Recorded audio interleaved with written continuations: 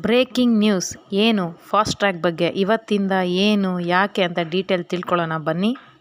ನಿಮ್ಮ ಫಾಸ್ಟ್ಯಾಗ್ ಅಕೌಂಟಲ್ಲಿ ಬ್ಯಾಲೆನ್ಸ್ ಇರಲೇಬೇಕು. ನೀವು ಯಾವಾಗಲೂ ಝೀರೋ ಮಾಡ್ಕೊಂಡಿರೋದು, ಅಲ್ಲಿ ಟೋಲ್ ಹತ್ರ ಹೋಗ್ಬಿಟ್ಟು ಅಲ್ಲಿ ರೀಚಾರ್ಜ್ ಮಾಡೋದು, ಹೀಗೆಲ್ಲ ಮಾಡುವಂತಿಲ್ಲ. ಬ್ಯಾಲೆನ್ಸ್ ಇಲ್ಲ ಅಂತಂದರೆ ದುಪ್ಪಟ್ಟು ದಂಡ ಬೀಳುತ್ತೆ. ಅದು ಏನು, ಟೋಲ್ಗೆ ಎಂಟ್ರಿ ಆಗೋದಕ್ಕೆ ಮುನ್ನ 1 ಗಂಟೆ ಮೊದಲೇ ರೀಚಾರ್ಜ್ ಆಗಿಬೇಕು. ತುಂಬ ಜನ ಏನು ಮಾಡ್ತಾರೆ, ಅಲ್ಲಿ ಹೋಗ್ಬಿಟ್ಟು ಕ್ಯೂಲ್ಲಿ ನಿಂತ್ಕೊಂಡು ಅಲ್ಲಿ ರೀಚಾರ್ಜ್ ಮಾಡ್ಕೋತಾರೆ. ಏನು 1 ನಿಮಿಷ ತಾನೇ ಅಂತ. ಅಲ್ಲೇನಾಗುತ್ತೆ, ನಿಮಗೆ 1 ನಿಮಿಷ ಅಂದ್ಕೊಂಡೆ ತುಂಬ ಜನ ಕ್ಯೂ ಮುಂದಕ್ಕೆ ಹೋಗೋದೇ ಇಲ್ಲ. ತುಂಬ ಸಮಸ್ಯೆ ಆಗ್ತಾ ಇದೆ.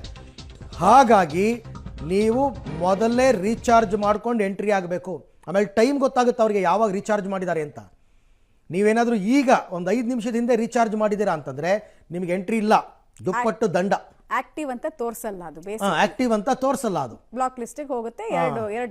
ಆಮೇಲೆ KYC ಮಾಡಿಸಿರಬೇಕು, ಅದು ಏನೇನೋ ಒಂದಷ್ಟು ರೂಲ್ಸ್ ಎಲ್ಲ ಇದೆ.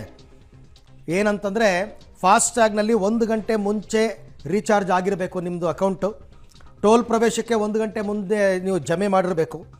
ಟೋಲ್ ದಾಟುವ 60 ನಿಮಿಷ ಮೊದಲು ಅಥವಾ 10 ನಿಮಿಷಗಳ ಕಾಲ ಫಾಸ್ಟ್ಯಾಗ್ ಆ್ಯಕ್ಟಿವ್ ಇರಲೇಬೇಕು ಮಿನಿಮಮ್ಮು.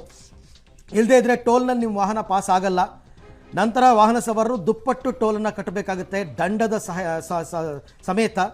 ಆಮೇಲೆ KYC ಮಾಡಿಸದೇ ಇದ್ದರೆ, ಬ್ಲ್ಯಾಕ್ ಲಿಸ್ಟಲ್ಲಿದ್ದರೆ ಡಬಲ್ ಪೇಮೆಂಟ್ ಫಿಕ್ಸು. ಇದೆಲ್ಲವೂ ಕೂಡ ನಿಮ್ಮ ಫಾಸ್ಟ್ಯಾಗಿನ ಅಕೌಂಟಲ್ಲಿ ಯಾವಾಗಲೂ ದುಡ್ಡಿರಬೇಕು. ಇದೊಂದು ತಿಳ್ಕೊಳ್ಳಿ ಚೆನ್ನಾಗಿ.